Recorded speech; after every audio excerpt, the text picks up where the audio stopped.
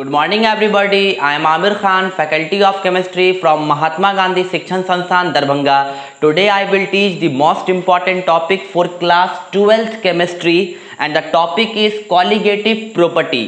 तो स्टूडेंट आज मैं क्लास 12th के केमिस्ट्री का एक बहुत ही इम्पॉर्टेंट टॉपिक पढ़ाने जा रहा हूं जिसका नाम है कॉलिगेटिव प्रॉपर्टी। इससे पहले भी मैंने कॉलिगेटिव प्रॉपर्टी के बारे में कुछ फैक्ट बताया था। तो चलिए स्टूडेंट आज हम लोग बात करते हैं कॉलिगेटिव प्रॉपर्टी के बारे में। तो कॉलिगेटिव प्रॉपर्टी क्या होता है तो ज़रा सुनेंगे। ये जो टॉपिक है कॉलिगेटिव प्रॉपर्टी ये आपको क्लास 12th के सॉल्यूशन चैप्टर में है।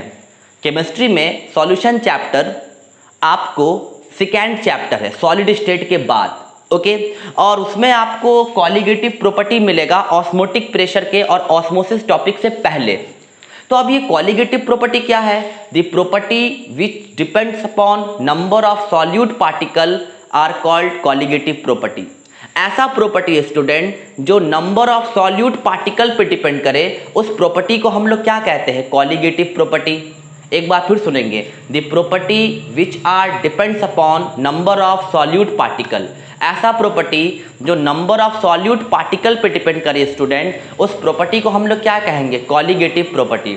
अब student number of solute particle पे कैसे कोई प्रॉपर्टी डिपेंड करता है? नहीं समझ में आया सर, अच्छे से समझाइए। तो इस चीज़ को मैं समझाता हूँ। देखिए एक मामूली सा एग्जाम्पल लेते हैं डे टू लाइफ का, आप मेरी बात को तुरंत समझ जाओगे, ओके। और अगर आप चैनल पर नए हो तो सब्सक्राइब ज़रूर करना और लाइक भी करना, ओके। लाइक तो आपको करना ही है क्योंकि आप वीडियो देख रहे हो, ओके।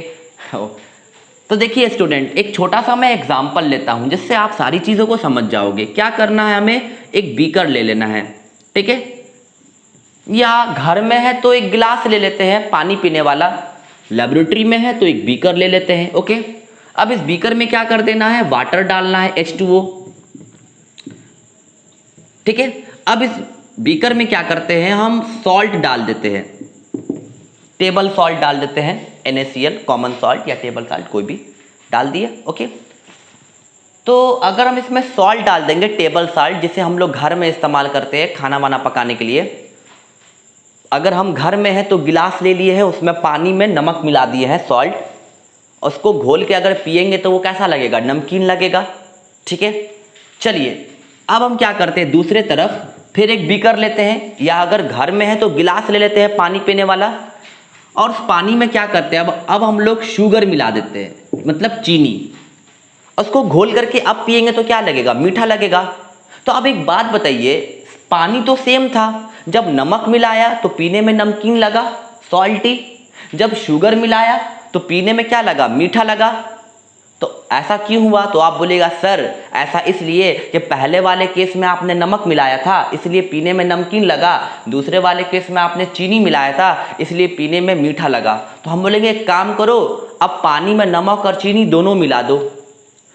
अब आप घोल के जब उसको पियोगे तो आधा टेस्ट नमक का आएगा, आधा टेस्ट चीनी का आएगा, मतलब एक मिक्सअप आएगा क्योंकि वो मिक्सचर बन गया ना। तो ऐसा इसलिए हुआ स्टूडेंट, यहाँ पर जो टेस्ट था वो डिपेंड कर रहा था सॉल्यूट पर, क्योंकि इस पूरे सॉल्यूशन में जो हमारा सॉल्वेंट था वो तो वाटर था बट सॉल्यूट कौन था? शुगर और सॉल्ट। तो टेस्ट किस पर डिपेंड कर रहा था? शुगर डाल रहे थे तो मीठा और सॉल्ट डाल रहे थे तो नमकीन।